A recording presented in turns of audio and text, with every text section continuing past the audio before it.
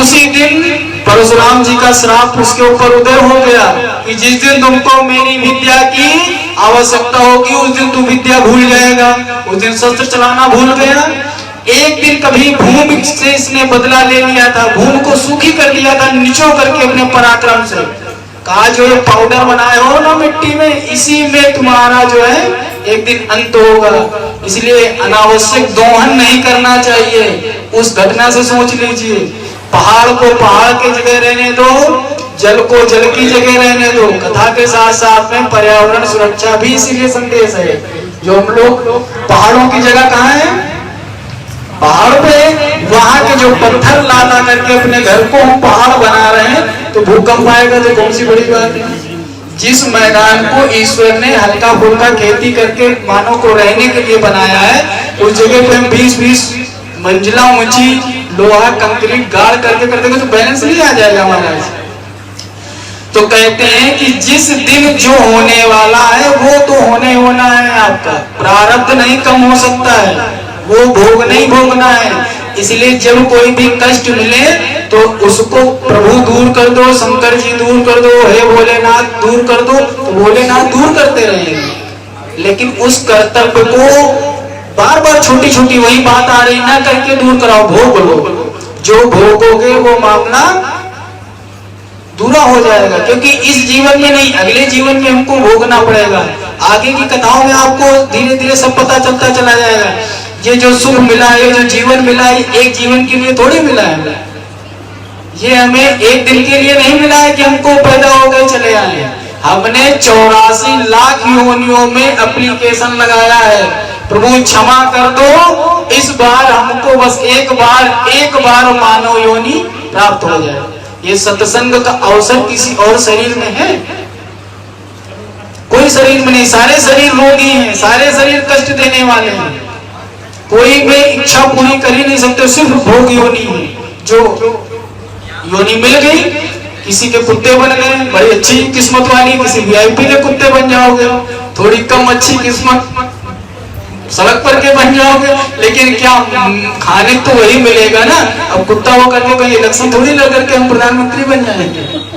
योनि का फर्क रहता है। और मानव योनि में ही आप इंद्र पद प्राप्त कर सकते हो, मानव योनि में आप स्वर्ग प्राप्त कर सकते हो, मानव योनि में ही आप रसों का स्वादन प्राप्त कर सकते हो, रसों का प्राप्त कर सकते हो। क्या पता है पशु को टेस्ट आता है? हमें क्या पता है भाई, उनको बुरा लगता है, खाते हैं, अच्छा नहीं लगता है। क्या उन्हें कलर दिखता है? पता नहीं। कोई वैज्ञानिक लोग, किसी ने कोई कुत्ते की लेंस, बिल्ली की लेंस अपनी आंखों में लगा के तो चेक नहीं कि कलर दिखता है, दुनिया रंगीन है कि सादी है। ये दुनिया रंगीन सिर्फ हमारे लोगों के लिए है। तो इसलिए क्योंकि इसमें प्रभु ने हमारे लिए सब रंग भरे हैं। तो हम मानव युग तो सत्संग करें। और अच्छा, कुछ लोगों के मन में आ जाता है, बड़े बड़े वामपंथी सब लोग देखा गया है, सब लोग आजकल बहस करने लगते हैं, आपका ईश्वर है तो दर्शन क्यों नहीं देता है, दिखाई क्यों नहीं देता है। कहीं एक बार वीडियो देख रहे थे तो कोई सरस्वती जी की डिग्री मांग रहा था, तो कितनी पढ़ी लिखी है बताओ। अरे जितनी वो पढ़ी लिखी है, जितनी दूर वो बैठी है, उतनी दूर तुम्हारी सोच। चंद्रमा को मापने तो गए थे और पिट लेकर के कहाँ तक पता चल पाया कहाँ गया है।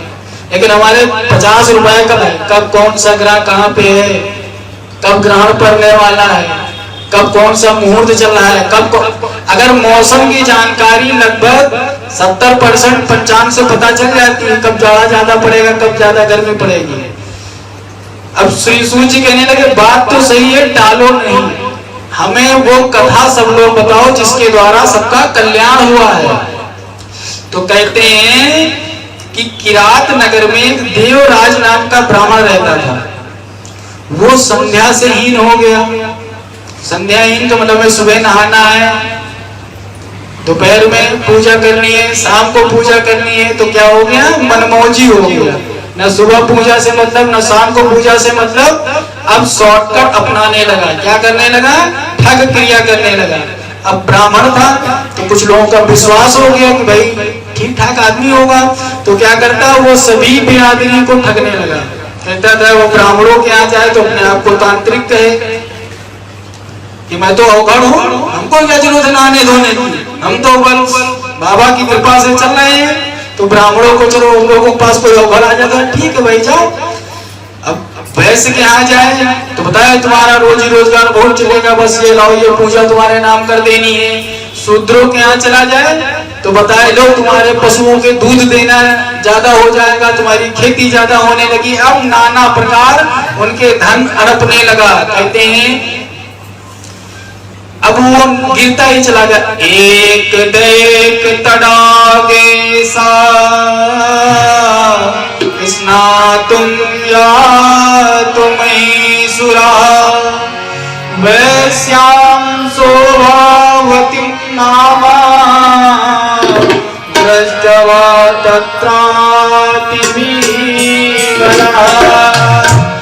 एक बार वो तालाब में सरोवर में स्नान कर रहा था। उस समय शोभावती नाम की एक वैश्य को उसने स्नान करते देखा और उस पर मोहित हो गया।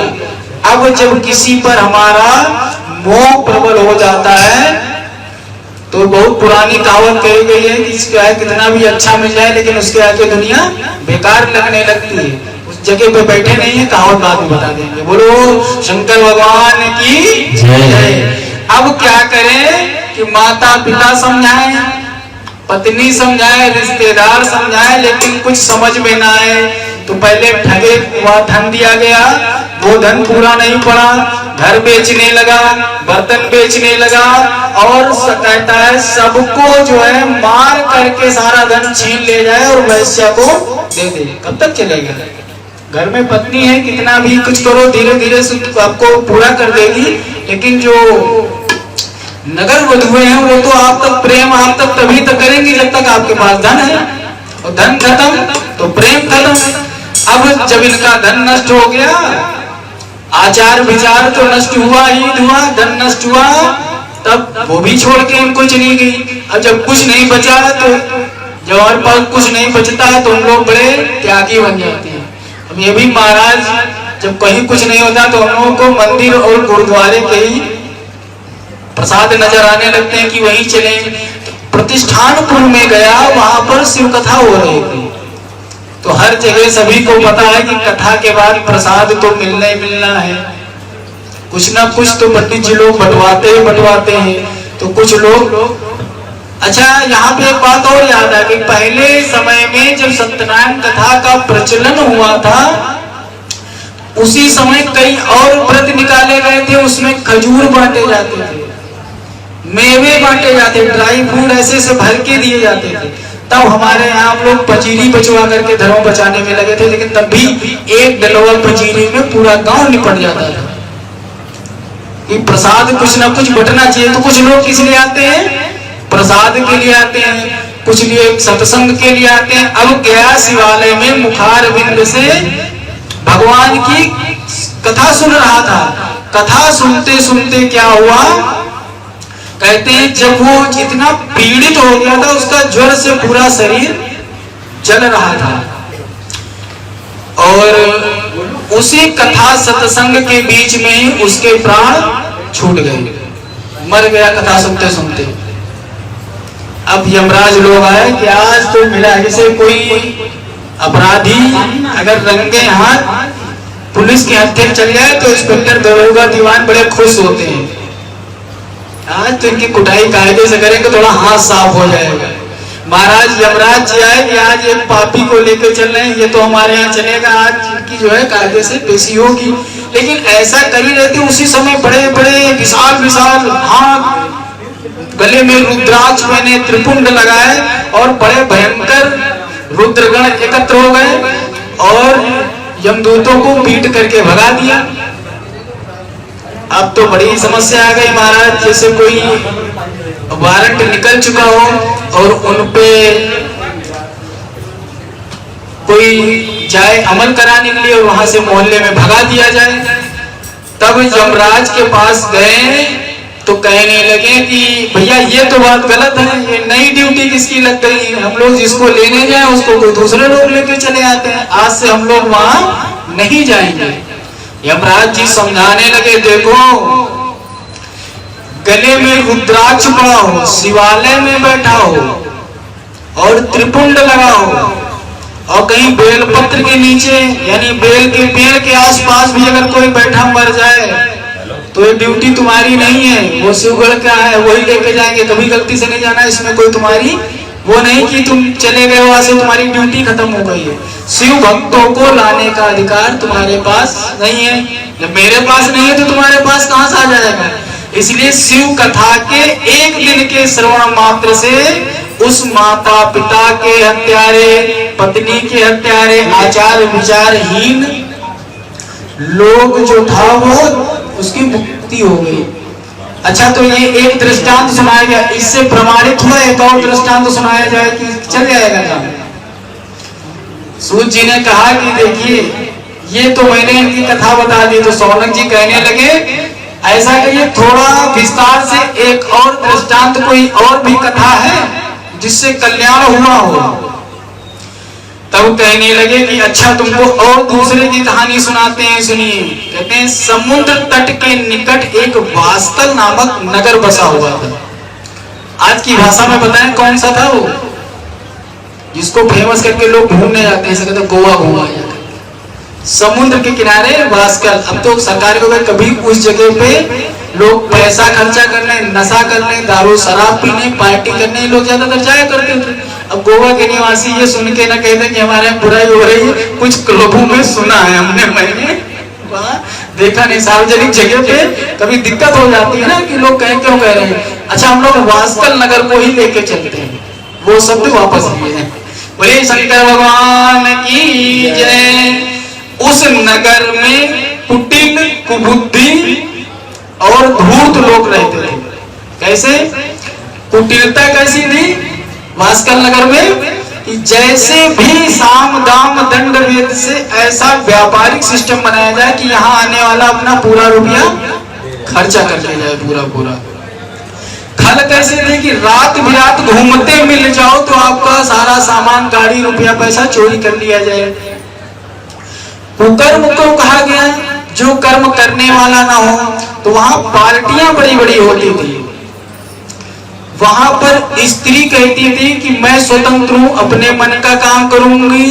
पुरुष कहता था कि मैं अपने को अपना पूरा स्वतंत्र हूं।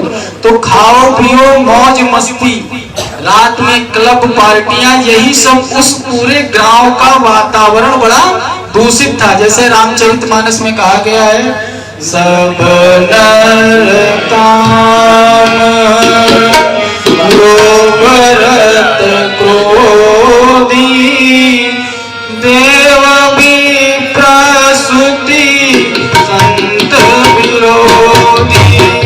सब नर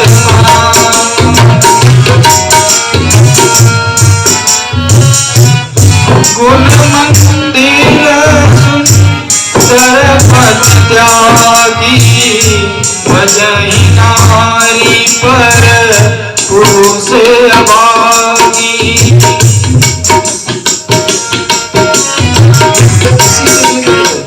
बोलिए शंकर भगवान की जय। सब नर काम लोभ रत क्रोधी, सब लोग जितने भी थे वो काम के वशीभूत थे। रामचरितमानस में तुलसी बाबा कहते हैं, कहाँ के बारे में कहा गया है? लंका के प्रकरण के बारे में। सब नर काम लोभ रत क्रोधी, जैसे ही मेरे मन में काम हो जाए, काम का मतलब हुआ है अपेक्षा, किसी से कुछ पाने की इच्छा, अगर वो ना पूरी हो तो तुरंत उसकी जगह पे कौन आ जाता है? हमारी कुछ इच्छा है, वो तुरंत ना पूरी हो तो क्या होता है? क्रोध आ जाता है।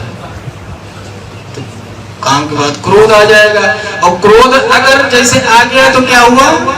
जब क्रोध आता है तो क्या जाता है? विवेक चला जाता है। उस समय हानि लाभ बुद्धि यह सब पूरा काम नहीं करता है।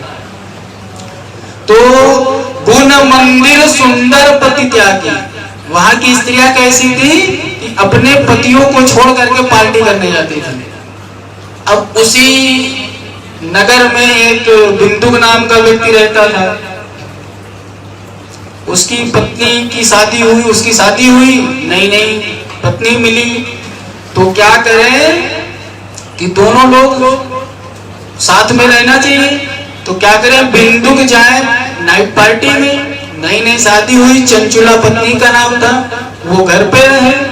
अब घर पे रहे तो बाहर निकलेगी, सहेलियों से पता चले कहाँ जाते हो, तो बताएं कि हम लोग तो ऐसी ऐसी पार्टियों में जाते हैं जहाँ पति हमारे दूसरी स्त्रियों के साथ में रहते हैं। तो हम लोग क्या करें, हम लोग अपना दूसरी पतियों के साथ में हो जाते हैं। इससे क्या होता है, हमारे पति उनको पैसे देते हैं तो दूसरों के पति हमको पैसे देते हैं। तो सब लोग अपना, यहाँ कोई बंधन नहीं है, सब ऐसा समय है कि मतलब एक दूसरा पैसा आना चाहिए, मनी इज ऑल, पैसा है सब कुछ, पैसा है, सम्मान है, अपना गाड़ी करो, होटल में खड़ी करो और अपना फिर चले जाओ। तो बोली चंचुला काम तो बढ़िया है, हमारा पति भी नहीं रहता है, तो क्या करी, जार पुरुषों के साथ में उसका भी जो है चरित्रहीन हो गई। कब तक भाई, जब पूरा तालाब ही गंदा है तो उसमें एक व्यक्ति कब तक अच्छा रहे। अब एक दिन जार पुरुष के साथ में रमण करते हुए बिंदुक ने देख लिया। अब जब देखा महाराज तो लात घूसों से सेवा कर दी। किसकी सेवा कर दी, चंचुला की। अच्छा क्यों सेवा कर दी भाई, नहीं करनी चाहिए क्योंकि तुम बड़े अच्छे हो क्या, जब तुम कर, लेकिन क्या है हमारे यहाँ हमारा नेचर कैसा है, हर बेईमान व्यक्ति भी ईमानदार साथी चाहता है। चाहे जितना बड़ा बेईमान हो, चाहे जितना बड़ा कोई चोर हो, उससे कह दो ले जाओ, तुम्हारी तरीके से ये भी है, आप ले जाओगे उसे। कहा जाए हम बहुत चोर हैं, ठग हैं, अगर हमसे कहा जाए बस तुम्हारे जैसे है भाई साहब, जाओ बढ़िया चोरी बनेगी, तो कोई ले जाएगा ऐसा? हमको नहीं लग रहा कोई ले जाएगा, क्योंकि हर चोर भी ईमानदार साथी चाहता है। लेकिन यहाँ बिंदु ने अपनी कमियां नहीं देखी और चंचुला की पिटाई कर दी। चंचुला ने क्या कहा, भवान प्रतिदिनम कामम रमते वेश्या कुदी माम विहाय स्वपत्नीं चा युवती पति सेविनम। चंचुला कहने लगी मैं कोई आरंभ से तो ऐसी नहीं थी, लेकिन आप दिन रात जो है जब दूसरे पतियों के साथ में रहे तो मुझ जैसी प्रतिदिन सेवा करने वाली पत्नी को छोड़ करके जब आप गए तो मैं भी रूपवती हूँ, यौवन हूँ, कोई बूढ़ी बूढ़ी तो हो नहीं, तो मैं भी अपना जो लग गई। तो कहने लगा जब ठीक है, आज से तो बिल्कुल मामला तय हो गया, ठीक, मेरी मर्जी में जो आए मैं करूँ, कहते मेरे को कोई नहीं रोक सकता है, मेरी मर्जी, छूट दे दी, लेकिन जो पैसा लाना वो मुझे दे देना। अब महाराज बढ़िया काम चलने लगा, अपना मौज मस्ती हो, वो रुपया लेके आए इनको दे, ये लेके दूसरी दे। धीरे धीरे समय आने पर बिंदु की मृत्यु हो गई। ऐसे लोग ज्यादा दिन नहीं जीते हैं। कुछ लोग कहते हैं कि अच्छे लोग नहीं जीते हैं, भगवान जाने। जब कोई मरता है तो उसको तो हम लोग स्वर्गीय कहते ही कहते हैं। हमारे सनातन धर्म में बड़ी बढ़िया परंपरा है, कोई भी मृत्यु के बाद कर्जा नहीं माना जाता है, कोई दोष नहीं लगता है, और उसको गाली देना बिल्कुल मना है। अब गाली देना, कोई स्वर्ग में रहने वाले को गाली देगा, तो इसलिए हर मरने के वाले के व्यक्ति के आगे स्वर्गीय लगा दिया जाता है, यानी 100 सारे पाप माफ कर दिए गए हैं। जिसके आगे स्वर्गीय माननीय लग जाए, जीते जी समझ लो सारे पाप माफ हो गए, और स्वर्गीय लग जाए मरने के बाद तो समझ लो सारे पाप, ये मानते हैं। आगे देखो माँ बाप नहीं हुए, ऐसे ही हवा उड़ा दी गई। बोलिए शंकर भगवान की जय। ये हम लोग मानते हैं इसलिए बता रहे हैं ना, कहते स्वर्गीय हो गया तो काम खत्म हो गया। मृत्यु आने के बाद में अब कहते हैं जमाना हमेशा तो ऐसे नहीं रहता है ना, एक दिन बूढ़े सभी को होना है। चंचुला भी बूढ़ी हो गई और आगे दूसरे नगर को गई, भ्रमण करते करते गोकर्ण क्षेत्र में कहते गई हैं, और गोकर्ण क्षेत्र में पंडित जी कथा सुना रहे थे 4 लोगों को लिए हमें जैसे बैठे कि चलो अच्छी अच्छी बातें किया जाए। अब पंडित जी ने बताया, आगे की कथा में हम भी नरक विवरण सुनाते हैं तो सब लोग कहते हैं पंडित जी 10-5 बताना, सारे नरकों के बारे में मत बताना। अगर हम अपने पूरा संविधान जान जाएं, पूरा कायदे से पढ़ लें तो अपराध कम हो जाएंगे, क्योंकि सारी धाराएं पता रहेगी तो कायदा इसलिए कि और ज्यादा हो जाएंगे। तो हमारे यहाँ जो नरक की बात जितनी भी भागवत में आई तो लोगों ने कहा पंडित जी छोड़ो मत, बहुत डरवा रहे हो। आज 1-2 बार मैंने फेसबुक पे पोस्ट सीरियल वाइज शुरू किया तो कमेंट आए पंडित जी बस करो, कुछ दिन जी लेने दो, भगवान के पास है उसी बात कोरोना आ गया। हमने कहा चलो जितने अच्छे हैं वही बचे हैं। तब बोले हाँ बात तो सही कर रहे, देखो कितने बड़े पंडित बन गए। अब जितने बता दो जितने बचे हैं वो सब पापी आदमी जो गए हैं, और जो बचे हैं वो अच्छे हैं, तो बड़े हम लोग गौरवान्वित होते हैं। ये सब कुछ नहीं है, महामारी के प्रकोप में सभी आते जाते हैं। अब चंचुला ने सुना कि पंडित जी ने कहा जो स्त्री जो है 4 पुरुषों के साथ रमण करती है, पैसे लेकर के जो है भोग विलास में लगती है, तो नरक में उसको लोहे का पुरुष मिलता है और उसके साथ वैसा व्यवहार करता है। अब विप्रदेव जी ने जब कथा में कही तो चंचुला के रोए खड़े हो गए, ये तो बहुत गड़बड़ हो गया। तो बोले पता चल गया है ये पाप हुआ है। तो फिर पंडित जी के पास जब सब कथा पूरी हो गई, सब लोग गए तो गए पंडित जी आप जो कथा में बता रहे थे ऐसे ही कुछ हम हैं, कुछ उपाय बता दीजिए। तो पंडित जी ने कहा कि देखो आपके ऊपर भोलेनाथ की कृपा हो गई है, शिव कृपा हो गई है, तो उनके सत्संग में आ गए, इसलिए शिव की सेवा कर, शिव की भक्ति से तेरे पाप धुल जाएंगे। और शिव उपासना करते करते ब्राह्मण की आज्ञा से चंचुला को दिव्य अनुभव होने लगे और इतनी बढ़िया सदगति मिली। देखो गलती और पाप में अंतर पता है? गलतियों का जो है, गलती के बाद सॉरी शब्द बना है और पाप के बाद कोई शब्द बना है? पाप के बाद प्रायश्चित यानी दंड। गलतियों को माफ किया जाता है, पाप को माफ नहीं किया जाता। अब हम लोग क्या करें कि दिन भर नहाए गंगा और शाम को चोरी करें, तो एक क्या करें गंगा किनारे घर ले लें और पाप करना शुरू कर दें, तो क्या हम पाप से मुक्त हो गए? ऐसा नहीं हो सकता है ना। इसलिए चंचुला ने जब शरीर छोड़ा तो भगवान के प्रति पूरी समर्पित हो गई, का माना कि मेरे से गलती हुई थी। ऐसी ही अन्य कहानियों में भी आती है, तोता पढ़ाते पढ़ाते, कौन सी वैसे आती भूल गए,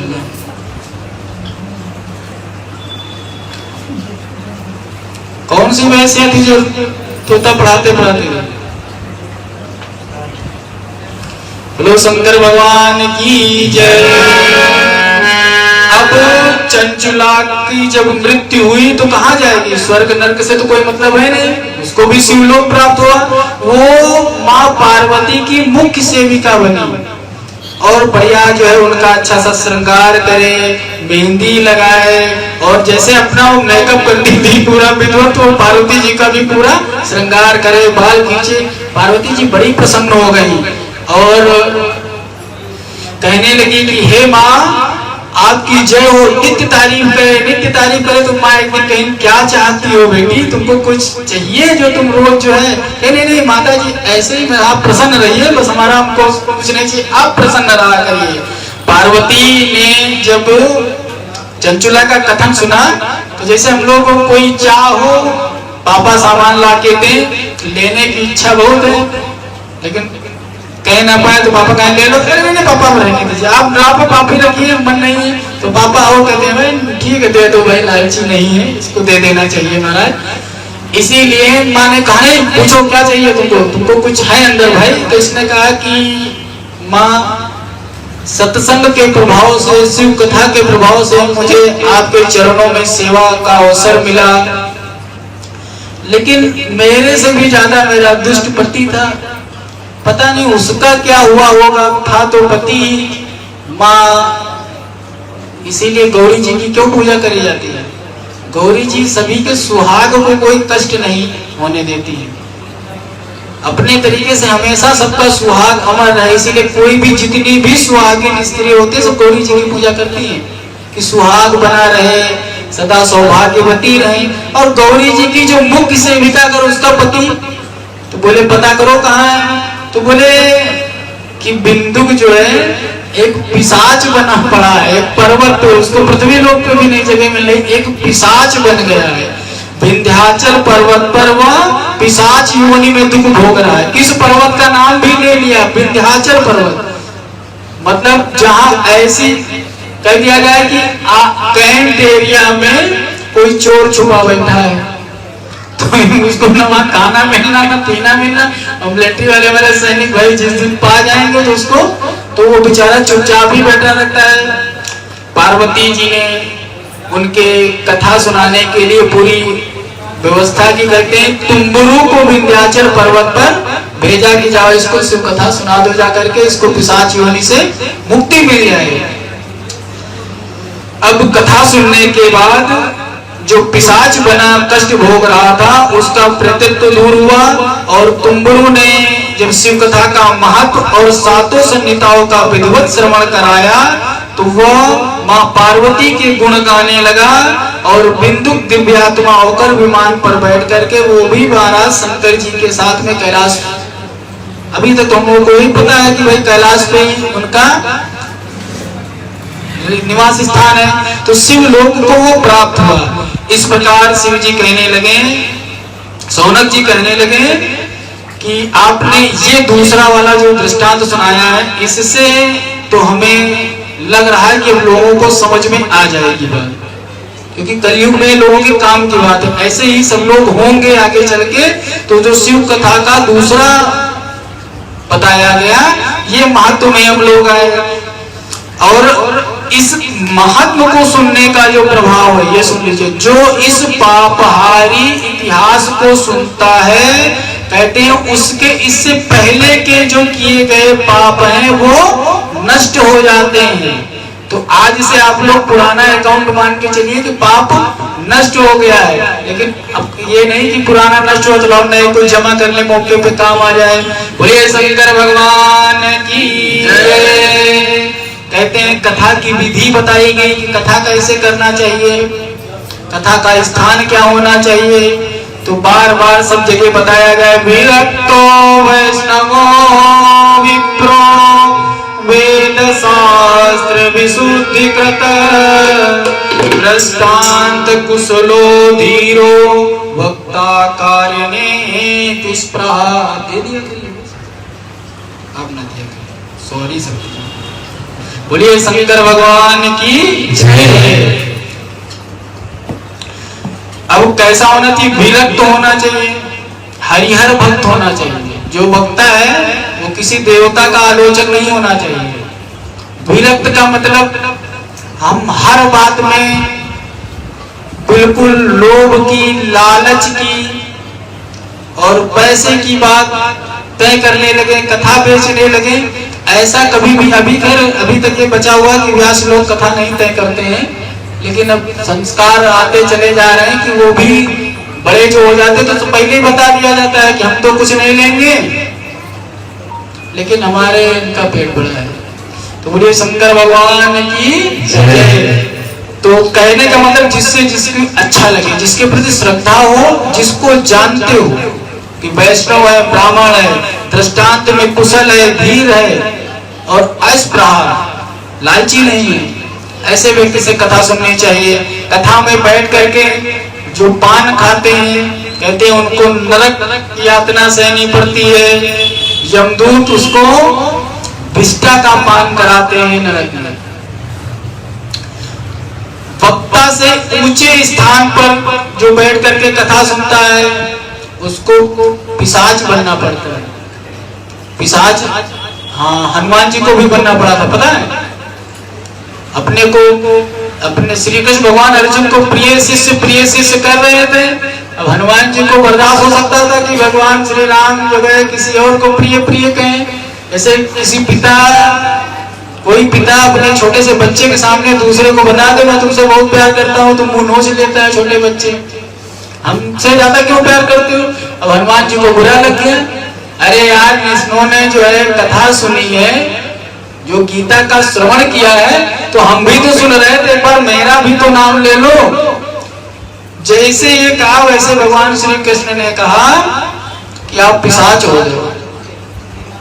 आप भोलेनाथ बजरंगबली सोचे ये तो अच्छा हुआ चुपचाप रहे थे, तो बोले क्यों, तो कहीं जब वक्ता से ऊपर श्रोता बैठता है तो उसको पिशाच बन जाना पड़ता है। तो पिशाच भाष्य गीता का उन्होंने जो है भाष्य करने का आदेश दिया कि इसको गीता को फिर अब लिखो, इसका भाष्य करो। तो पिशाच गीता का भाष्य किया गया जो है उनके द्वारा।